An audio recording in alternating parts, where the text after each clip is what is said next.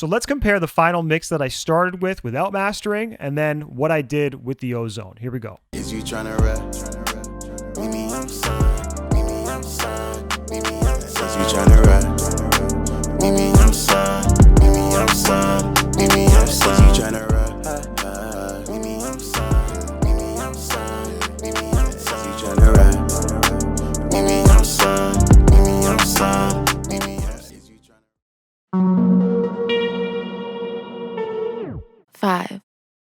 What's up, guys? I'm about to show you how I achieved a louder and fuller master, as you just heard in the intro, by using Izotope Ozone 10. Now, as you can see, this is a long video and it's very detailed. I go in depth into each module that I use from Ozone, why I'm using it, and ultimately what my thought process was as I was setting up each individual module. Because of that, I encourage you to like this video now before we get started. That way it saves it to your YouTube account and makes finding it again easier later. Finally, before we begin, videos like this always need to come with a disclaimer. And that is, while I'm going to show you my mastering chain step by step and how I approach mastering this specific song, this chain may not work for every single song. You shouldn't be trying to copy this chain exactly as it is on your track, but instead you should be paying attention to what I'm doing and, more importantly, why I'm doing it. Every song is different and therefore every master is different, so what I do here may not necessarily work for you, but I wanted to point that out because I do think you're going to get a lot of value out of this video by seeing how I approach my own masters in this scenario. So with that out of the way, let's talk about the first module in the 7-step chain, and that is the imager. But let's take the whole imager out and put it in. Let's see the difference. Is you tryna rap? Meet me outside, meet me outside, meet me outside. Is you tryna rap? Meet me outside, meet me outside, meet me outside. Is you tryna rap? Meet me outside, meet me outside, meet me outside. Is you tryna rap? Meet me outside, meet me outside, meet me outside. First thing that I did with this imager was I created these bands that you see, and I specifically tried to isolate the low frequencies. Typically, this is going to be 200 hertz or lower, and then I narrowed that specific frequency. And this effectively helps keep the bass frequencies centered and mono-compatible. With the low band, we have from 140 hertz and below sectioned off. What I recommend you do when you're setting this up is solo the band, and then sweep around and try to locate just the main fundamental of the low end. So like basically the main kick, the sub, just try to isolate that. And also pay attention here to the polar sample. You're going to see roughly where this low end lives. You're going to see how stereo or mono it is. The more flat, straight line in the center it is, the more mono it is, whereas when it's a little bit wider, when it starts to span more into the left and right fields, that's how you know it's more of a stereo track. I've essentially narrowed this band. You're going to see that when I put it in, this actually looks more like a flat, straight line right down the center. When I take it out, it's going to be a little bit more wide once again. Wider might appear better, but again, we want to make sure that we have that mono compatibility. That's the whole purpose of this step. So let's do this.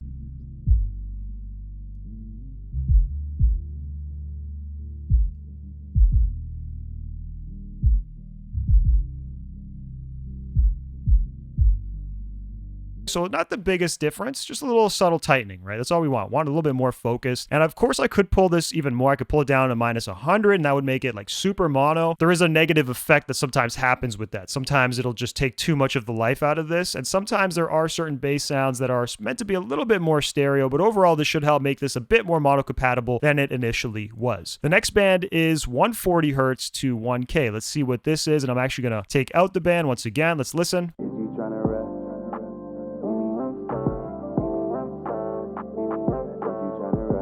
Okay, so you can hear it's basically a lot of the percussion, so the drums, some of the bass, of course, and definitely vocals. We're getting the vocals for sure here. So what I'm actually doing here is I'm doing the opposite of what I did. The previous band, I tried to narrow it and make it a bit more mono-compatible, but this one and the other bands as well, I want to just enhance. I wanted to add a little bit more to them, but not go too crazy. This plugin is definitely easy to go crazy with. When I first was using it, way back a few Izotope versions ago, I used to push this way too far. 50, 100, way too much, okay? And that also can create some phase issues and definitely create some mono compatibility issues, and not everybody is listening in a perfect stereo environment, whether you're listening with one headphone in or you're listening in your car and you're more sitting on one side, etc. But I do generally want to enhance this just a bit if I can, if it makes sense, and in this case it did. So let's see what I did here. I'm going to take it out and put it in. Is you tryna rap?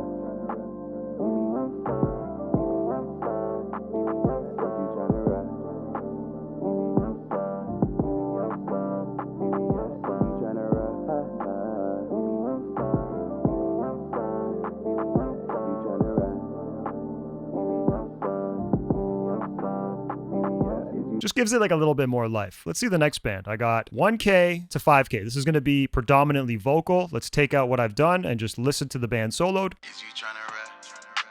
Baby, I'm son. Baby, I'm son. Baby, I'm son. Now you can see it's fairly mono compatible. It's definitely a little bit more focused than the previous band, but again, I wanted to enhance it a little bit. So let's play this again and see what I did. I'm adding just a touch here, 7, right? Here we go. Is you tryna rap? Baby, I'm son. Baby, I'm son. Baby, I'm son. Is you tryna rap? Baby, I'm son. Baby, I'm son. Baby, I'm son. Is you tryna rap? Again, just a small subtle enhancement, nothing too crazy, right? I definitely want to keep my ranges here if I'm adding no more than 5 to 20. I find anything beyond that, we're going to start running into some issues. Usually, of course, there are rules that are meant to be broken, and I'm sure you could find some exceptions here. But in my scenario, I find 90% of the time being a lot less aggressive with this, being more conservative with this, usually serves me better. Let's listen to the top band now. I'm going to take this out and just solo the frequencies we're affecting. And you can see I've pushed this one a little bit more to 15, okay? So I'm actually really widening the stereo image. I'm giving this a little bit of a lift from about 5K and above. So definitely the high end of the vocals, the high end of the snares, claps, the hi-hats, all that stuff, right? So let's actually see what we're affecting. And I'm also going to put this in and we could do a little comparison. Is you tryna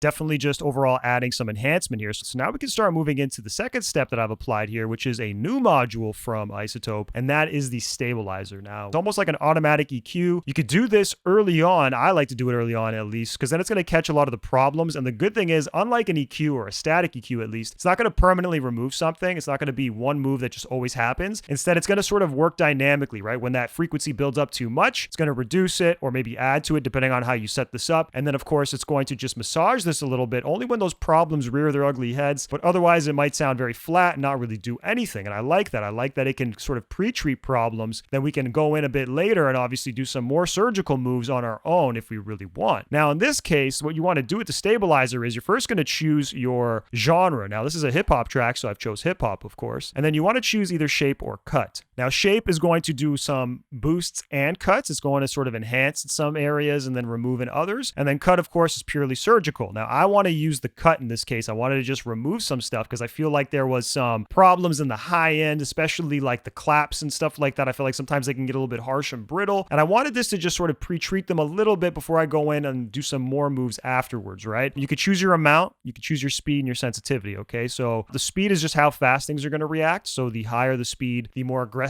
the reaction is going to be, sort of like a compressor with a fast attack. The sensitivity is also going to determine how sensitive it is, right? How many nodes is it going to create? How many frequency points is it going to go in and reduce in this case because I'm cutting? Is it going to be less sensitive where if I have it set to a lower setting, it's only going to choose maybe a few frequencies and then pull them down when they happen? Or is it going to be way more specific and choose a lot of frequencies across the whole spectrum and remove those? It's almost kind of like a Q and threshold built into one, right? If that makes sense. Now, the amount, of course, is just how much of a reduction are we actually going to get? You have a higher setting, you're going to get a much more bigger reaction, right? You're going to see a much bigger reduction taking place. Whereas if I have it set lower, it's going to be a much more gradual and smaller reduction taking place. In this case, I actually have mine set at 50 here. So right in between both, I've actually upped my speed a little bit. I've upped my sensitivity a little bit. And you can see that I've actually adjusted the low, mid, and high frequency bands as well. Now, these I believe are typically set to 100, which means it's fully affecting each of these areas if there are problems there that this EQ or the stabilizer detects. But I actually wanted this to be a lot more subtle, right? We're affecting a master. We're affecting every single sound in the mix. So I don't want to go too crazy here. So what I've done is I've backed off onto all of these, and I specifically felt like more of the problems were in the mid and the high than the low. So you can see that my low band is actually not being affected as much. You're going to hear this is a very musical thing. It's not going too crazy here, but let's check this out. Is you tryna rap?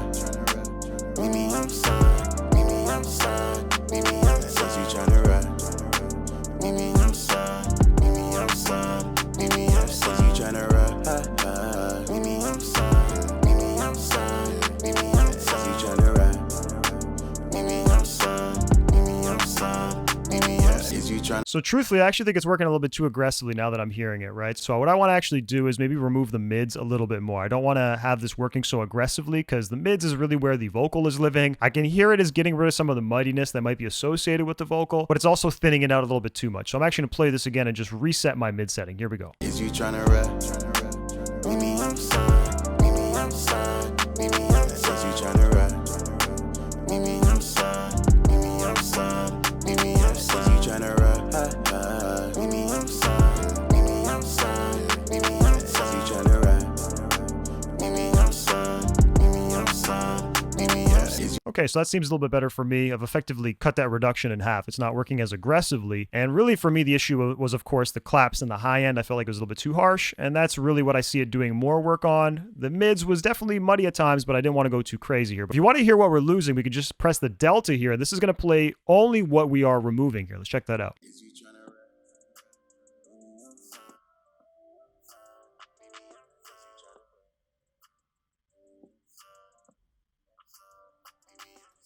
So that's how I actually know that I made a better move there, because you can actually hear it's really playing the claps, right? It's really playing the snares. And of course, it would be much better to go into our actual mix and turn those sounds down potentially, or do some treatment directly on them, but I'm pretending like that's just not an option here. But of course, if you find yourself in this issue and you can revisit the mix, it's probably a better idea. Now, following the stabilizer, I want to do some dynamics processing. So I actually have the dynamics module set up here. And if you watch my previous video, Better Mastering with Multiband Compression, you know that I'm a big fan of multiband compression for mastering. And the reason why I like using multiband compression for this is it's just much more transparent, it's much more musical, and it allows you to have a lot more control over your signal, because obviously you're dealing with one stereo file. I only have the single stereo file here that I'm affecting. I don't have the stems or the track outs, and I'm only dealing with that 2-track. And of course, if I had a regular compressor on there, what might happen is maybe certain sounds in the mix might cause that compressor to clamp down. So the bass or the kick might really cause that compressor to react, and it might kill everything because of that. However, with multiband compression, I can isolate the low frequencies as an example and only affect them, and do that separately from how I affect the mids and the high end. And that might actually lead to a much more accurate treatment, of course. It may not clamp down as aggressively because of the kick, for example, and overall just lead to a much more musical result. That's why I like to use it. Now, I don't want to dive too deep into this, so if you do want to check out that video and see a deep dive on multiband compression and how to set this up step by step, I'll leave a link to it up above right now. Now, for the settings, I typically start with a slow attack, so that way our transients can get through and the material doesn't get overly compressed. It doesn't really squash things. The transient will go through, and that means it'll actually preserve the actual dynamics. It'll preserve the impact of our hit. And then I have a medium fast release. It's more on the fast side for sure, but some of these I've slowed down. You can see, for example, this band I have like a 60 millisecond, whereas the low band I had a 27 millisecond. So each of these have their own unique settings at the end of the day, but the general starting point is a slow attack, a medium fast release, and a 2-to-1 ratio, which is a gradual and light ratio. 2 dB is going to go into the compressor, 1 is going to come out. It's going to effectively cut the loudest parts in half, right? And that passes the threshold will be cut in half, and that's generally more transparent than a 4-to-1, 8-to-1, 10-to-1 ratio. Now, of course, I'm setting my actual threshold here. It says compressor here, but it's the threshold associated with the compressor, and I'm trying to set this so that I get on average about 1 dB of gain reduction. Sometimes it's going to be a little bit more, sometimes it's going to be a little bit less, and then of course I'm adding makeup gain just enough to match. Okay, so even though you're going to see this band, maybe sometimes I'm losing upwards of 1 dB, it felt like 3.3 dB, so a third of that essentially was the right amount to add to just mirror what we are losing, because maybe even though I'm losing 1 dB at most, on average I'm more consistently losing, let's say, 0.3 dB. Okay, I have a specific way of matching this as well, and you're going to find that out if you watch that Better Mastering with Multiband Compression video. After I've set up these general settings, I of course go in. Each one is going to have a unique threshold, and of course I will readjust the attack and release to smooth out the compression sound. I might slow down the release to maybe not get as much pumping from the compression. I may speed up the attack if I can't get the right reaction, because maybe a slow attack is just way too slow and it doesn't get the reaction that I want, so I need to speed it up in order to get more of that gain reduction that I'm seeking. But now, of course, each of these bands is a little bit different, although they do have roughly similar settings. I'm going to play this and just get rid of all the dynamics processing. And what you're going to notice happening is this compressor is ultimately going to glue everything together. It's going to sound a little bit more uniform. Things that are quiet are going to come up a little bit more, and overall the track is going to just feel more consistent. Is you tryna rap? Meet me outside, meet me outside, meet me outside. Says you tryna rap? Meet me outside, meet me outside, meet me outside. Says you tryna rap? Meet me outside, meet me outside, meet me outside. Says you tryna rap? Meet me outside, meet me outside, meet me outside. Is you definitely evening things out, making everything a bit more present. Fuller is probably the word to use. Now, the next module that I'm using here is Impact. This is another new module from Izotope. Impact essentially affects the microdynamics of a signal. Now, this is an interesting and new term that I haven't really encountered before, but essentially what this plugin or module is it is an expander and a compressor in one, okay? So I can essentially section off specific frequency bands if I want, and ultimately decide to apply either expansion by creating a positive value or compression by creating a negative value. Now, these are two different processes that are very similar. They both relate to dynamics, but expansion increases dynamic range. So it makes the louder hits a little bit more present or a little bit higher in volume, and the quieter hits lower in volume or less present, right? It actually creates a bigger volume difference between them, and that, of course, creates more impact, no pun intended. Whereas compression actually does the opposite of that, okay? Compression reduces dynamic range. It actually makes the louder sounds a bit quieter and the quiet sounds a bit louder and makes them a bit more uniform in volume. That's why people say things like it's gluing things together, right? It's making them more comparable or similar. Now, I just did some of that compression in the previous step with the dynamics, right? So the impact, what I'm actually doing here is I'm using the whole band, the entire frequency range. I haven't sectioned off any frequencies, and I'm applying a little bit of expansion, a very conservative amount of expansion. I'm only going up to positive 10 here, and that's specifically going to achieve a few things in the process. One, it's going to increase the punch of the kick and low end elements. Two, it's going to increase the clarity of the hi-hat and metallic percussion. 3, it's going to help emphasize the groove of the track due to the syncopation that we've set. And 4, it's going to add a subtle transient emphasis to the entire mix. Now, before I play, a couple things that I did as well is I synced this to 1/16. You want to sync this roughly to some sort of tempo that makes sense in your track here. 1/16 seemed to work for me because of the hi-hat pattern and the way that the drums were grooving, but you may want to experiment with other envelopes. Maybe you want to go to a quarter if you're maybe making some sort of house music where it's 4 on the floor as an example. But play around with this and see. 1/16 seemed to work for me. And I also enabled the auto gain, so that way, even though I'm adding some volume here, this auto gain should make up or maybe help reduce the volume at different points if it becomes too problematic. So let's play this real quick. I'll take out the impact, put it in, and we'll do a quick A/B. Is you tryna rap? Meet me outside. Meet me outside. Meet me outside. Is you tryna rap? Meet me outside. Meet me outside. Meet me outside. Is you tryna rap? Meet me outside. Meet me outside. Meet me outside. Is you tryna rap? Meet me outside. Meet me outside. Meet me outside. Is you And I encourage you to rewind the clip and watch this again, but you'll see that as I'm playing it, it's showing 0 here. It's showing that the kick is kind of getting boosted, and then after the kick, it's going down. It's decreasing the volume to a negative a little bit, and then again, up and down. So it's actually creating dynamics, and you'll notice that when I took it out, the track felt just a little bit flatter. Now, you might be wondering, why do we compress and reduce the dynamics only to expand and increase the dynamics later? Listen to this with the dynamics module bypassed and only the impact in. Is you tryna rap? Meet me outside. Meet me outside. Meet me outside. Is you tryna rap? Meet me outside. Meet me outside. Meet me outside. Is you tryna rap? Meet me outside. Meet me outside. Meet me outside. Is you tryna rap? Meet me outside. Meet me outside. Meet me outside. Is you tryna rap? Meet me outside. Meet me outside. Meet me outside. Is you tryna rap? Meet me outside. Meet me outside. Meet me outside. Is you tryna rap? Meet me outside. Meet me outside. Meet me outside. Is you tryna rap? Meet me outside. Meet me outside. Meet me outside. Is you tryna rap? Notice how much more consistent and fuller it is when I put the dynamics in. If we didn't compress first using the dynamics module and only expanded, the track would be much less consistent and more dynamic. So if I didn't use dynamics or if I didn't use impact, I wouldn't really be able to achieve the actual hits that I'm getting. Therefore, using them in tandem with one another, but in this sequence of compressing and evening things out first and then reinvigorating it with the impact is obviously the answer here that I'm after. Now, following the impact, I've added a dynamic EQ, and I'm using this for a few reasons. First of all, I'm trying to add some stuff that I couldn't really get before. As an example, I'm adding a little bit of the low mid around 301 hertz because I felt like this track was sounding a bit thin, especially in headphones. So using this dynamic EQ, you can see that I'm adding 0.4 dB of gain, which is acting almost like a static EQ boost. However, there's also a threshold that this band is tied to, as you can see here. So even though I'm adding 0.4 dB of gain, gain to 301 hertz, what's actually happening is as the song plays, the dynamic EQ is adding to this frequency perpetually, but then reducing the boost down to 0, as indicated by this downward arrow when there is too much of this frequency and it surpasses the threshold. And even though this might seem like such a small difference, let me play it and take a listen to see what it actually sounds like. Is you tryna rap? Meet me outside, meet me outside, meet me outside. Is you tryna rap? Meet me outside, meet me outside, meet me outside. Is you tryna rap? Meet me outside, meet me outside, meet me outside. Is you tryna rap?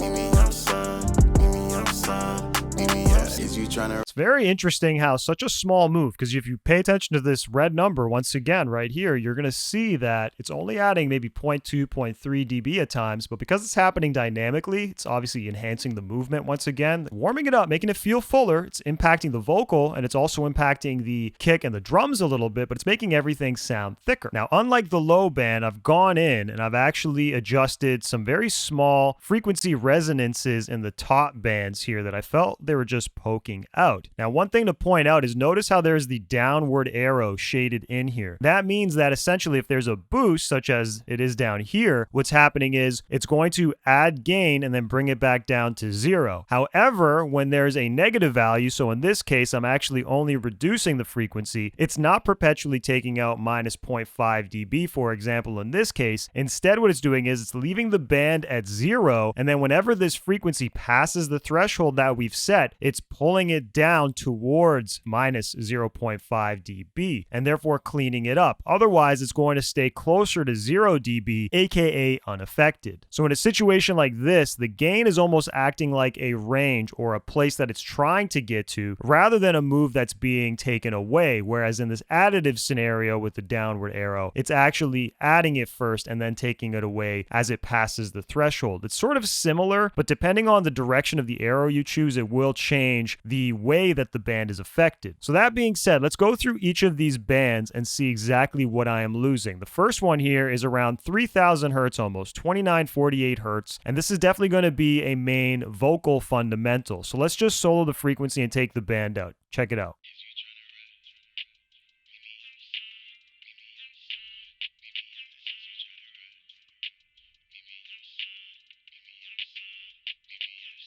This is a very vocal dominant area, which at times can be harsh or even honky sounding. So that's why we're taming this a little bit with this dynamic EQ. Next, we have around 7700. Let's hear that.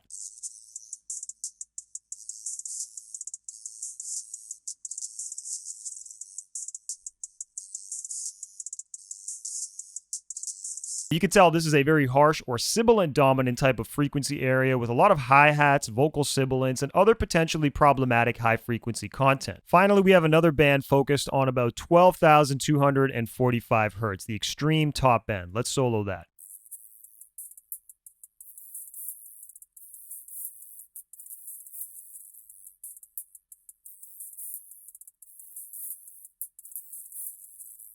Now, I've actually applied a Baxandall treble curve to this frequency specifically, which is essentially a very wide shelving EQ, okay? So that means it's going to be affecting everything above this point. And I've decided to do this because this area gets a little bit overwhelming and brittle. There's a lot of hi-hats, metallic percussion, and vocal top end here. And I want to just make sure that I have it controlled and it's not going to pierce our ears or become too overbearing. Now, you don't always need to go in and treat these areas, but I've decided to go into all three, and you can see that I'm losing no more than minus 0.5 dB at most. Chances are I'm losing way less than that, but I'm just gently taming these, and I'd rather do it gently here. Otherwise, if I got to do some big maneuver, once again, I'm going to go into my mix and adjust it there if I can. So let's play the track now, bypass the EQ, put it in, and see what this is sounding like. Here we go. Is you tryna rap?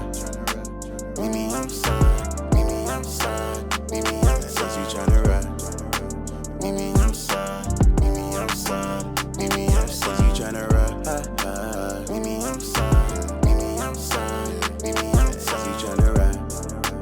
Meet me outside, meet me outside, meet me outside. Is you tryna rap? just subtle corrections, right? Just a little bit more focused, a little bit fuller, of course, because of the low end boost. Overall, everything's sounding good. Now we're going to get into the final step, which is limiting. Now, before we talk about our final limiting, I do want to mention our loudness targets. Now, because this track and most tracks are going to live on some sort of streaming service, it's important that we try to hit some form of a target in terms of loudness, okay? And we are usually going to do this by paying attention to LUFS, some people call it LUFS, or loudness units full scale. This is the measurement system that Spotify, Apple Music, and other platforms, YouTube as well, use to measure loudness and ultimately normalize the audio so that way the listener, the consumer, gets a good listening experience. If they play one song and then your song, they don't have to reach for their phone or whatever they're listening on and change the volume all the time. They can simply just transition to that and have the same listening experience. Minus 14 LUFS is typically the loudness unit full scale measurement that Spotify is going to play back the music at. We have to understand that our music is going to play back at this level. Now, I don't want to mix or master a song for that level because truthfully, that's way too quiet. If I have that song and I want to then service it to DJs who are not playing it back at a normalized volume or play it on radio who's also not doing that, at least not at this time, then obviously if I have a mix at minus 14 LUFS, it's going to be way too quiet for these other mediums, even television as well. So what I like to do is I actually like to aim for a bit of a higher LUFS range, usually somewhere between minus 8 to minus 10. You could definitely push it beyond that. A lot of artists and producers in the industry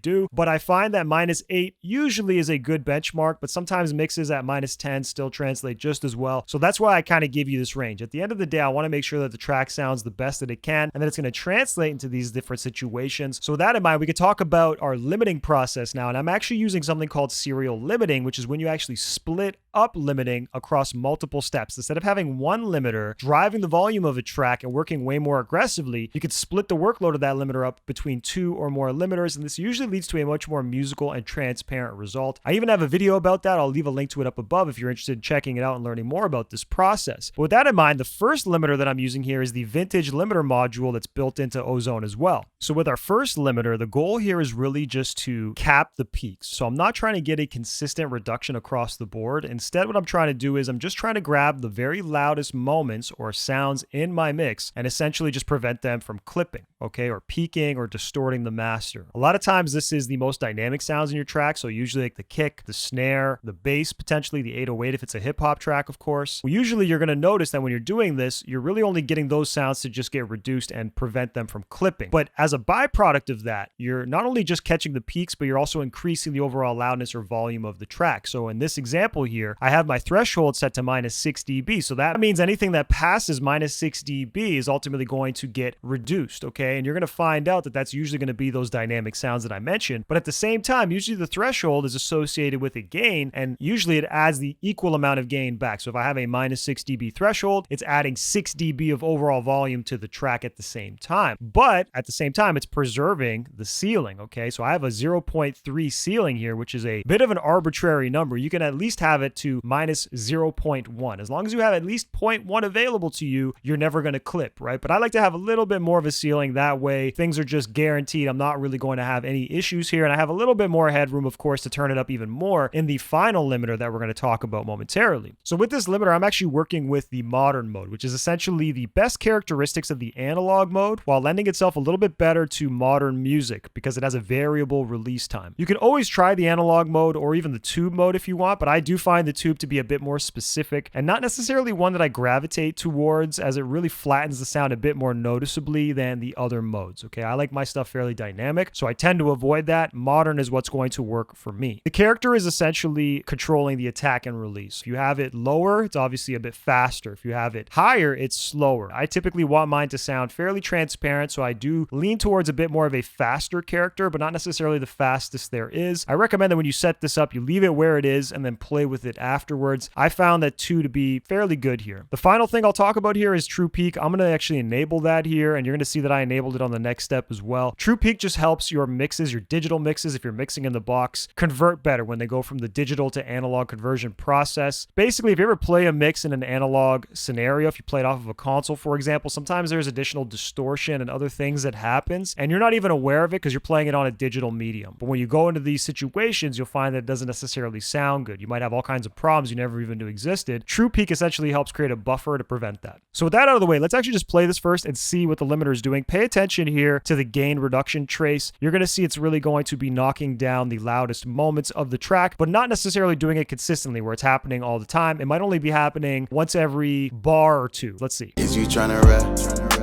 Meet me outside. Meet me outside. Meet me outside. Is you trying to rap?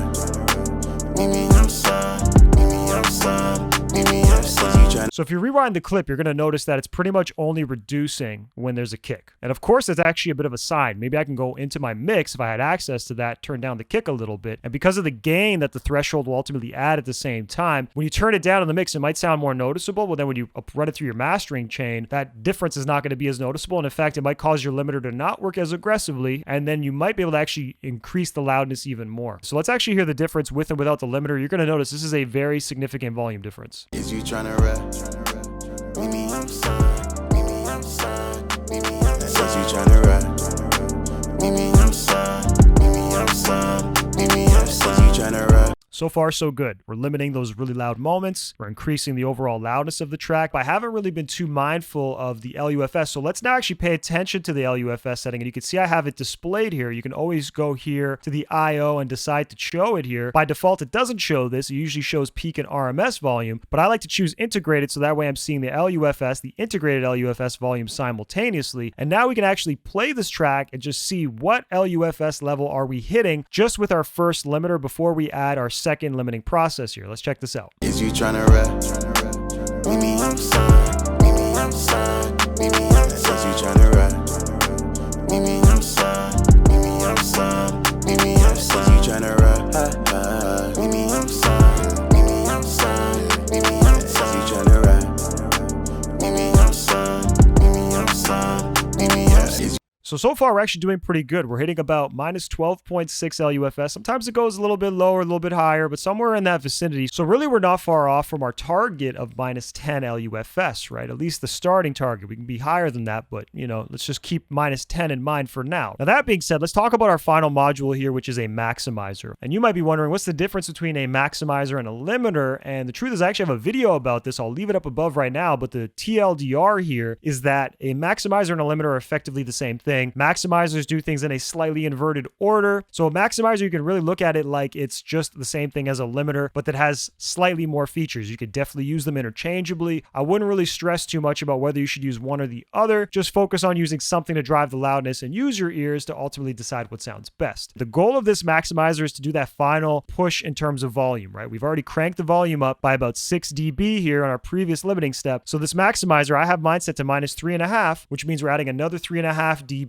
But unlike that previous step, I actually have a bigger ceiling, okay? I have a minus 1 dB ceiling, and this is something that, as today stands, is in the documentation for Spotify and some of these services. They recommend that you actually create that ceiling, at least a minus 1 dB ceiling, so that way when they go ahead and normalize your audio, they do that transcoding process, it's not going to have any issues. There's not going to have any artifacts or distortions or weird things that are going to happen. This minus 1 dB ceiling essentially guarantees that there's not going to be any issues. So I have my ceiling at minus 1 dB, as I mentioned. I have true peak enabled for the same reasons as before, making sure that the DDA process goes smoothly. I'm cranking my threshold, but now we have these modes here. I like to use for mastering the IRC4 modern mode. Play around with them, see what you like, but I find modern is the most balanced and lends itself best to music that I'm making, modern music and the hip hop genre typically. The character setting allows you to affect the attack and release times, just like it did in the previous step. I typically have mine set faster. Play with it if you want, see if you like it slower, but I generally like mine fairly fast and more transparent sounding. Now this maximizer did get some upgrades in the fact that it has a transient emphasis and a soft clipper built in. It also has the stereo independent section. Let's talk about all three of these after, but first let's just play this without the maximizer and with it. Is you trying to rap?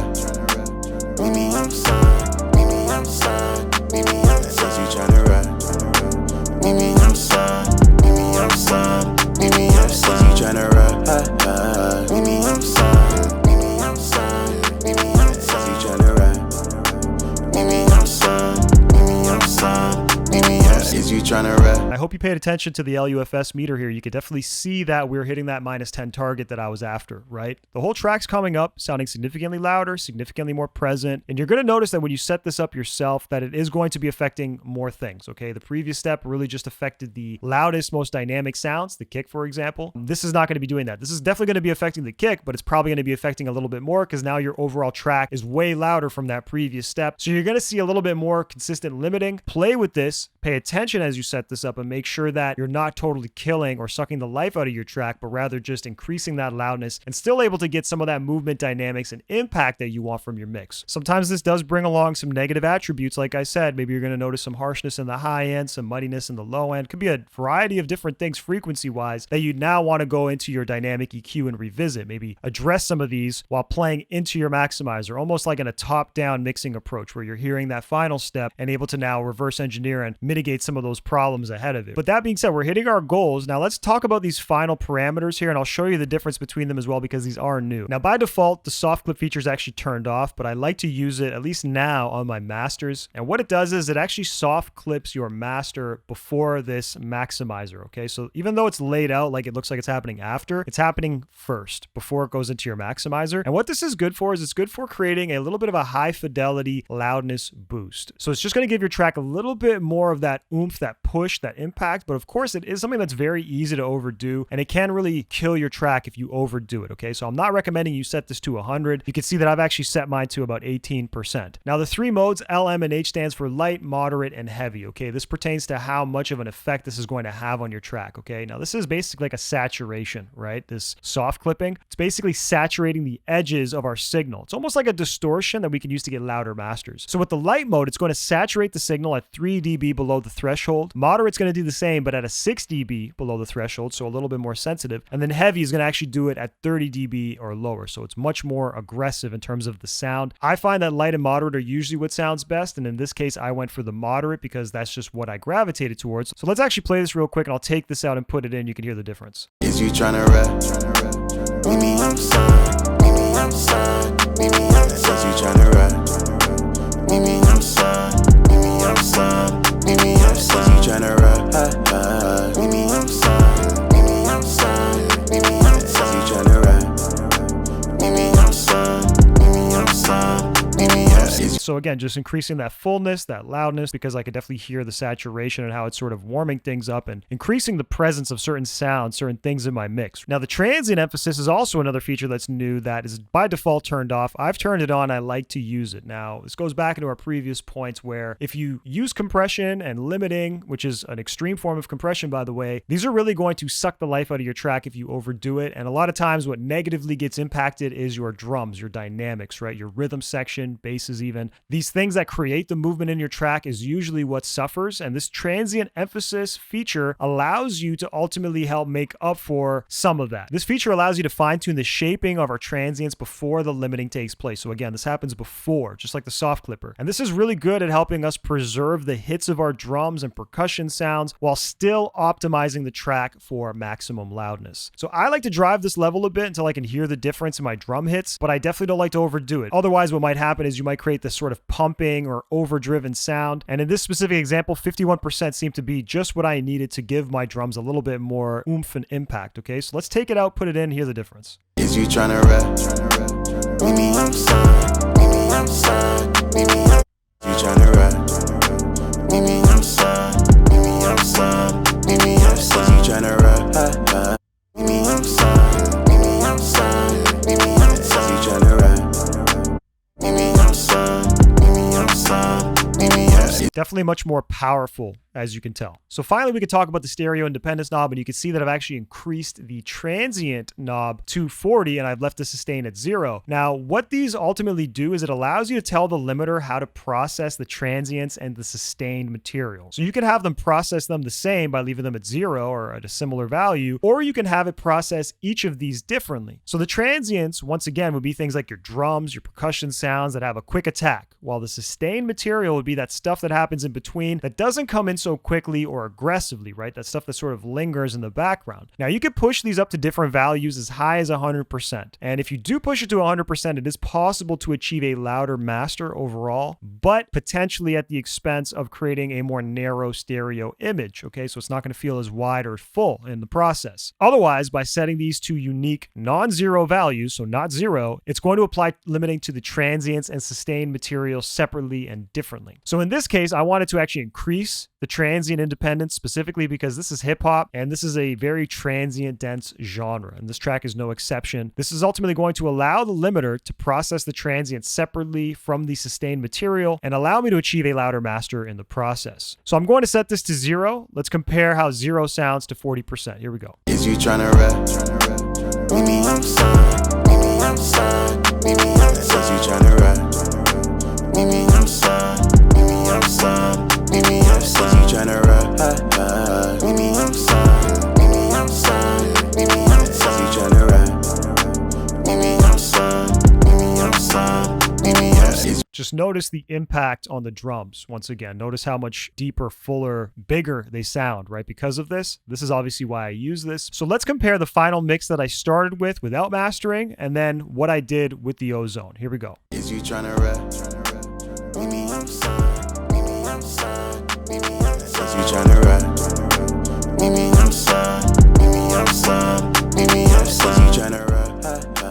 Meet me outside. Meet me outside. Meet me outside. Is you tryna rap? Meet me outside. Meet me outside. Meet me outside. Is you Before we wrap this video, let's play it one more time while enabling the built-in gain match feature on Ozone 10. This will effectively adjust the overall gain and loudness of our mastered track so that it matches what it sounded like before we applied our processing. This is going to help us analyze our master and determine if the changes we made are actually improving the song without allowing for loudness to create a bias in our decision-making because we often associate louder with better. I'm going to play this a few different ways. First, I'm going to play with the entire mastering chain enabled, and I'll do a comparison with a gain matched and bypassed. And at the same time, I'll do it again, but without our final limiting. I do find that because final limiting is really increasing the volume of the track, it's squashing a lot of the transients, and sometimes I find that the gain match feature is not always as useful at determining the difference there because limiting in itself generally does make a track sound worse when you reduce the volume. The whole intention of it is mostly to increase loudness, although there are a few other reasons why we use it. But for that reason, I definitely want to play this a few different ways, hear it with and without the limiting, and overall decide if what I've done is actually making the track sound better when I remove loudness from the equation. Let's do that. Is you tryna rap? Meet me outside. Meet me outside. Meet me outside. Is you tryna rap? Meet me outside. Meet me outside. Meet me outside. Is you tryna rap? Meet me outside. Meet me outside. Meet me outside. Is you tryna rap? Meet me outside. Meet me outside. Meet me outside. Is you tryna rap? Is you tryna rap? Meet me outside. Meet me outside. Meet me outside. Is you tryna rap? Meet me outside. Meet me outside. Meet me outside. Is you tryna rap? Meet me outside. Meet me outside. Meet me outside. Is you tryna rap? Meet me outside. Meet me outside. Meet me outside. Is you tryna rap? Meet me outside. Meet me outside. Meet me outside. Is you tryna rap? Meet me outside. Meet me outside. Meet me outside. Is you tryna rap? Meet me outside. Meet me outside. Meet me outside. Is you tryna rap? Meet me outside. Meet me outside. Meet me outside. Is you tryna rap? As you can tell, the volume has come down significantly, and we're actually hearing the master now at the exact same level as our original mix before we applied our processing. It's always a good idea to enable this at various points throughout your process, such as after adding a new module to your chain. And the idea is sometimes by gain matching, you might realize that you're actually making something sound worse as opposed to better due to the increase in volume that makes you think otherwise. A lot of times I will use this to help me undo things in my master or to confirm a decision that I've made. Now, in this case, as I hear it now with everything gain matched, the overall and enhancements and corrections are much more subtle. I still hear them. I could certainly hear certain things that we did throughout the chain fairly clearly, such as that low mid frequency boost, which is just warming things up, and the compression, which is creating more consistency in the record overall. However, some aspects of this chain I think might be interfering with the transients more than I like, or the definition of them, particularly that final limiting step that we just worked through. And you can especially hear that the transients come through through a bit more clearly when the track is gain matched and the limiter and maximizer were bypassed. So of course this makes sense, because again, the limiter and maximizer, they're really going to clamp down on the loudest sounds in the mix, especially the kick drum in this particular mix. So knowing this now, I can actually go in if I wanted to and maybe back off on our threshold a little bit to make sure that the limiter is not working as aggressively. However, the problem with that is it might affect us actually reaching the loudness target that we're after. So instead, what I'd probably do is I'd revisit the original mix if I can, and I would actually turn down the kick drum volume to create a little bit more headroom and see if I could preserve these mastering settings while increasing the overall impact of the transient, because it's not going to be getting squashed as much. However, it'll still benefit from the gain boost that the limiting and maximizing is allowing. This, of course, is just one idea. There could be many more approaches to this, but none of that should undermine the rest of this video or the chain used, but instead provide you with more insight into how to use gain match effectively to help you make better decisions. Now, if you're interested in checking out Ozone 10 for the first time, use the link in the description and the pinned comment below to check it out. And if you're looking for more mastering chain ideas, check out my 4-step mastering chain video right here. Don't forget to like and subscribe on your way out, and I'll see you guys next time. Peace. 5.